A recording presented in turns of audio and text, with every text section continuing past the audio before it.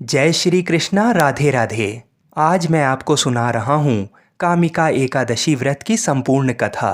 तो पूरी श्रद्धा और प्रसन्न चित्त मन से पूरी कथा को सुनिएगा। सावन मास के कृष्ण पक्ष की एकादशी को कामिका एकादशी के नाम से जाना जाता है। पुराणों के अनुसार कामिका एकादशी के दिन भगवान के मंदिर में दीपक जलाने से पितरों को स्वर्ग लोक में अमृत पान का फल मिलता है। जो लोग घी या तेल का दीपक जलाते हैं वे 100 करोड़ दीपकों से प्रकाशित होकर सूर्य लोक तक जाते हैं। इस दिन शंख चक्र और गदा लिए भगवान श्री हरि विष्णु का पूजन होता है। बोलिए श्री लक्ष्मी नारायण भगवान की जय। बोलिए श्री तुलसी शालिग्राम जी की जय।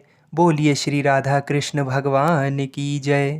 आज के वीडियो में आप कामिका एकादशी की 2 कथाओं को सुनेंगे और अंत में तुलसी माता की कथा सुनना भी बहुत शुभ फलदायी होता है।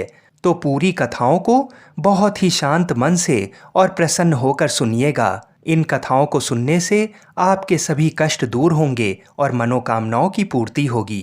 एक समय में धर्मात्मज नाम के राजा हुआ करते थे। उनकी कन्या तुलसी यौवन अवस्था में थीं। अपने विवाह की इच्छा लेकर तुलसी तीर्थ यात्रा पर निकल पड़ीं। उन्होंने कई जगह की यात्रा की। एक बार उन्होंने तरुण अवस्था में भगवान श्री गणेश को तपस्या में लीन देखा। भगवान गणेश का रूप अत्यंत मोहक और आकर्षक था। तुलसी भगवान गणेश के इस रूप पर मोहित हो गईं और अपने विवाह का प्रस्ताव उनके समस्त रखने के लिए उनका ध्यान भंग कर दिया। भगवान गणेश ने स्वयं को ब्रह्मचारी बताते हुए तुलसी का विवाह प्रस्ताव ठुकरा दिया। तुलसी को भगवान गणेश के इस रूखे व्यवहार और अपना विवाह प्रस्ताव ठुकराए जाने से बहुत दुख हुआ और उन्होंने आवेश में आकर भगवान गणेश को 2 विवाह होने का श्राप दे दिया। इस पर श्री गणेश ने भी तुलसी को असुर से विवाह होने का श्राप दे डाला। बाद में तुलसी को अपनी भूल का एहसास हुआ और भगवान गणेश से क्षमा मांगी।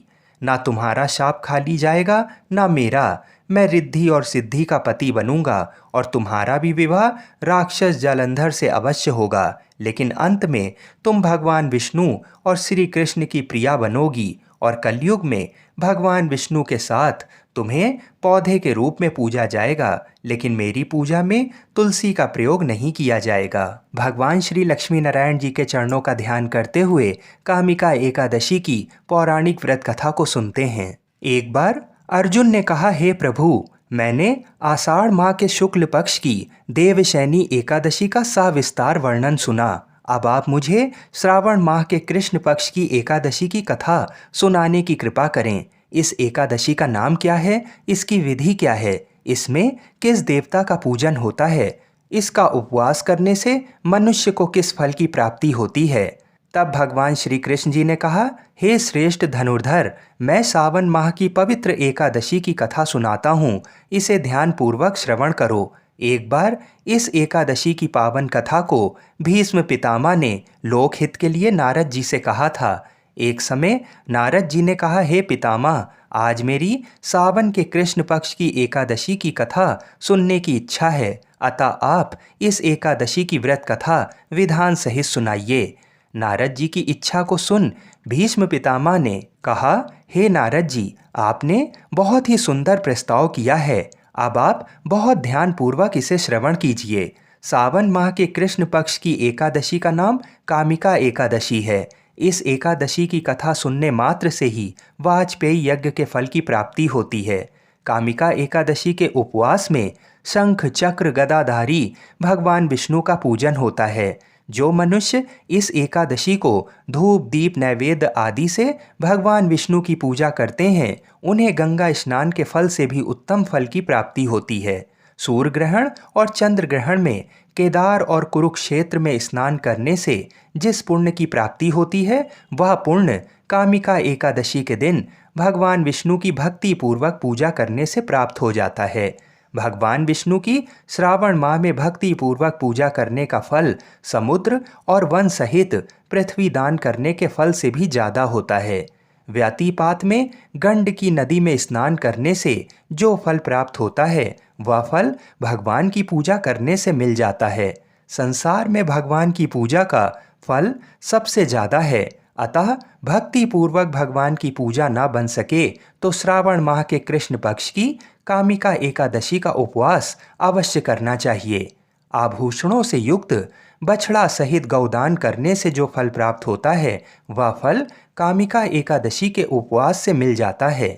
जो उत्तम द्विज श्रावण माह के कृष्ण पक्ष की कामिका एकादशी का उपवास करते हैं तथा भगवान विष्णु का पूजन करते हैं उनसे सभी देव, नाग, किन्नर, पितृ आदि की पूजा हो जाती है। इसलिए पाप से डरने वाले व्यक्तियों को विधि विधान सहित इस उपवास को करना चाहिए। संसार सागर तथा पापों में फंसे हुए मनुष्यों को इनसे मुक्ति के लिए कामिका एकादशी का व्रत अवश्य करना चाहिए और इसकी कथा को पूरे मन से सुनना चाहिए। कामिका एकादशी के उपवास से भी पाप नष्ट हो जाते हैं। संसार में इससे अधिक पापों को नष्ट करने वाला कोई और उपाय नहीं है। हे नारद जी, स्वयं भगवान ने अपने मुख से कहा है कि मनुष्यों को आध्यात्म विद्या से जो फल प्राप्त होता है उससे अधिक फल कामिका एकादशी का व्रत करने से मिल जाता है। इस उपवास के करने से मनुष्य को न यमराज के दर्शन होते हैं और न ही नरक के कष्ट को भोगना पड़ता है, वह स्वर्ग का अधिकारी भी बन जाता है। जो मनुष्य इस दिन तुलसी दल से भक्ति पूर्वक भगवान विष्णु का पूजन करते हैं वे इस संसार सागर में रहते हुए भी इस प्रकार अलग रहते हैं जिस प्रकार कमल पुष्प जल में रहता हुआ भी जल से अलग रहता है। तुलसी दल से भगवान श्री हरि का पूजन करने का फल 1 बार स्वर्ण और 4 बार चांदी के दान के फल के बराबर है। भगवान विष्णु रत्न, मोती, मणि आदि आभूषणों की अपेक्षा तुलसी दल से अधिक प्रसन्न होते हैं। ये बात मेरी हमेशा ध्यान में रखना।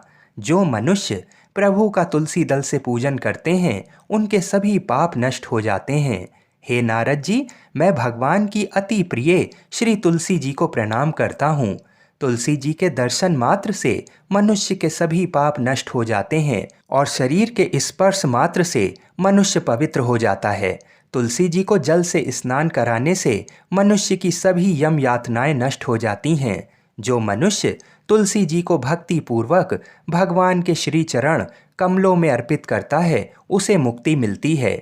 इस कामिका एकादशी की रात्रि को जो मनुष्य जागरण करते हैं और दीपदान करते हैं उनके पुण्यों को लिखने में चित्रगुप्त भी असमर्थ हैं। एकादशी के दिन जो मनुष्य भगवान के सामने दीपक जलाते हैं उनके पितृ स्वर्गलोक में अमृत का पान करते हैं। भगवान के सामने जो मनुष्य घी या तिल के तेल का दीपक जलाते हैं उनको सूर्यलोक में भी सहस्त्रों दीपकों का प्रकाश मिलता है।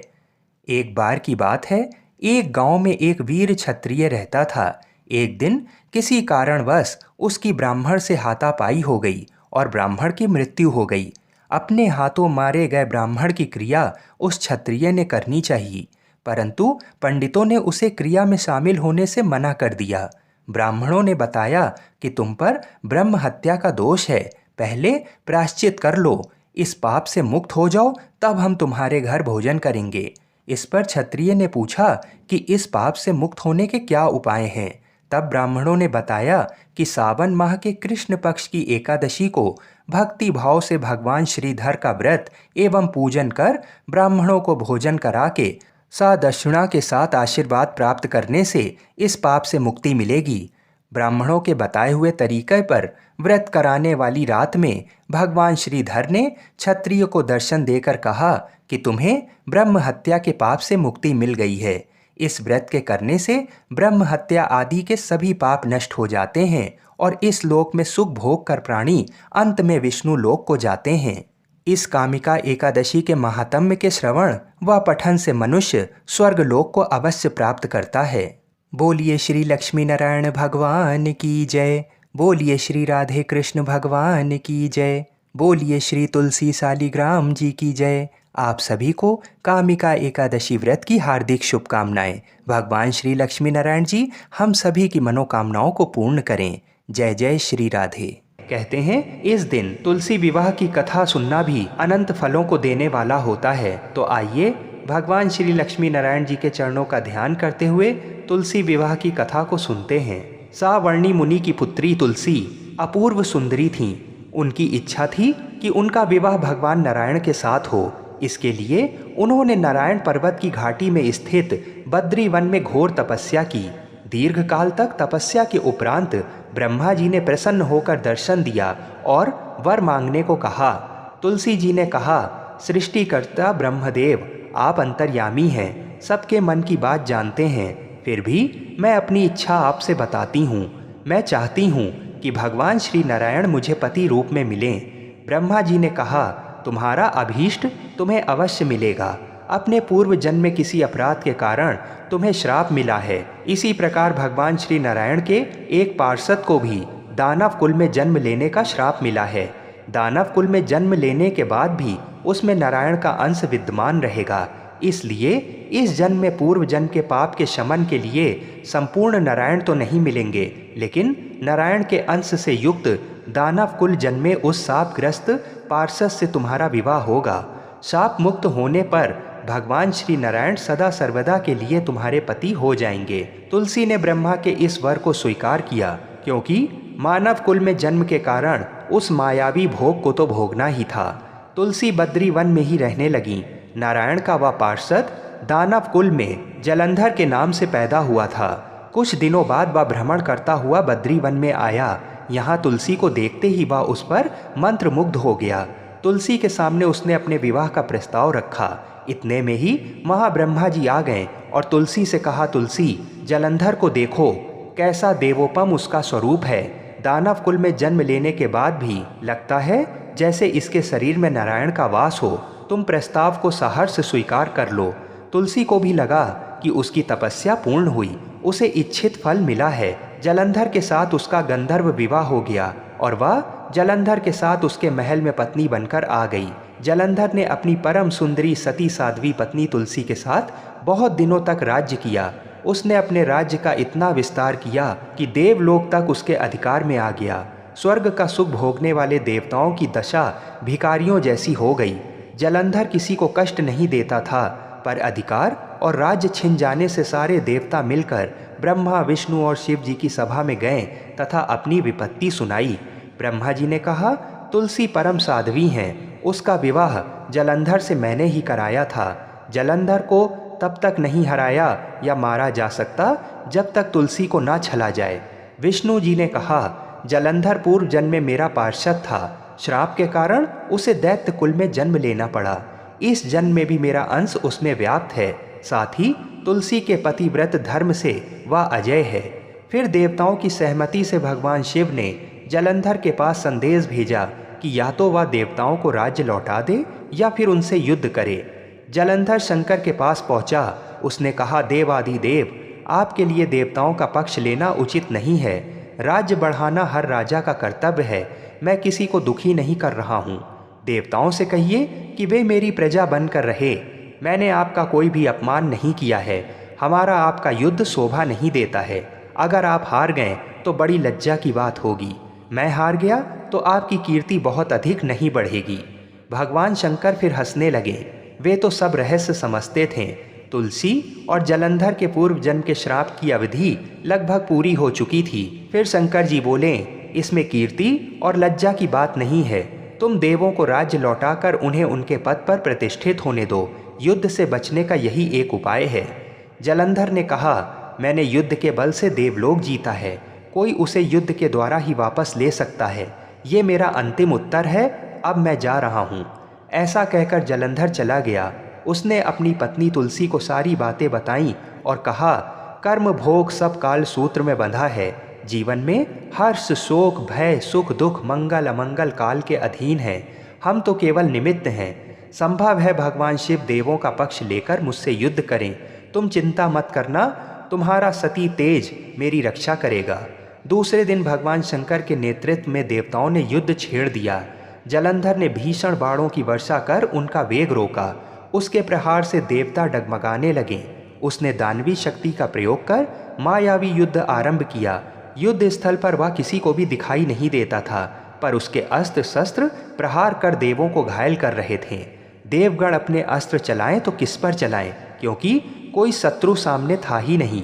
कई दिनों तक इस तरह भयंकर युद्ध चला। जलंधर पराजित नहीं हुआ। तब शिव जी ने विष्णु से कहा, विष्णु कुछ तो उपाय करो, अन्यथा मेरा तो सारा यश मिट्टी में मिल जाएगा। विष्णु जी ने सोचा, बल से तो जलंधर को हराया नहीं जा सकता, इसलिए छल का सहारा लेना ही पड़ेगा। उन्होंने तुरंत अपना स्वरूप जलंधर जैसा बनाया और अस्त्र शस्त्र से सुसज्जित हो तुलसी जी के पास पहुंच गए। बोले, प्रिय, मैं युद्ध जीत गया। सारे देवता भगवान शंकर समेत हार गए। इस खुशी में आओ, मैं तुम्हें अपने अंग से लगा लूं। पति को प्रत्यक्ष खड़ा देख तथा विजय का समाचार सुन वह दौड़कर मायावी जलंधर के गले से लिपट गई। इस प्रकार पति पत्नी दोनों ने आलिंगन हो खूब खुशी मनाई। पर पुरुष के साथ इस प्रकार के व्यवहार से उसका सती तेज नष्ट हो गया। उसका सती तेज जो जलंधर की कवच के रूप में रक्षा कर रहा था, वह कवच नष्ट हो गया। जलंधर शक्तिहीन हो गया। ये जानते ही भगवान शंकर ने अपने त्रिशूल से प्रहार किया। त्रिशूल के लगते ही जलंधर जलकर भस्म हो गया। जलंधर के मरने को जानकर विष्णु अपने असली रूप में आ गए। सामने अपने पति जलंधर के स्थान पर भगवान विष्णु को खड़ा देख तुलसी बहुत विस्मित हुई। उसको पता लग गया कि स्वयं नारायण ने उसके साथ छल किया है। क्रोध में आकर तुलसी जी ने श्राप दिया, एक सती स्त्री का सतीत्व भंग करने के अपराध में तुम हृदयहीन पत्थर हो जाओ। विष्णु जी ने तुलसी के श्राप को सिरोधार्य कर कहा, देवी, तुम्हारे तथा जलंधर के कल्याण के लिए मुझे ऐसा करना पड़ा। तुम दोनों को श्राप मुक्त करना था। तुम भी अब अपना शरीर त्याग कर तुलसी बिरवा के रूप में जन्म लोगी और मेरी पूजा तुलसी दल से होगी। मैं शालीग्राम पत्थर बनूंगा। मेरे शीश पर तुम आदर से विराजमान होगी। तुम्हारे पति की हड्डियों के चूर्ण से शंख की उत्पत्ति होगी। उस शंख ध्वनि से देवताओं तथा मेरी पूजा आराधना होगी। जहाँ शंख ध्वनि होगी वहाँ मंगलमय मैं विराजमान रहूँगा।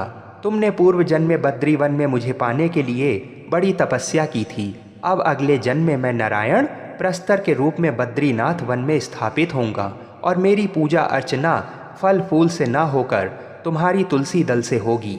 मेरे शीश पर विराजमान होकर तुम मुझसे भी ऊंचा पद प्राप्त करोगी। बोलिए श्री लक्ष्मी नारायण भगवान की जय। बोलिए श्री तुलसाजी शालीग्राम जी की जय। जय श्री राधे कृष्ण।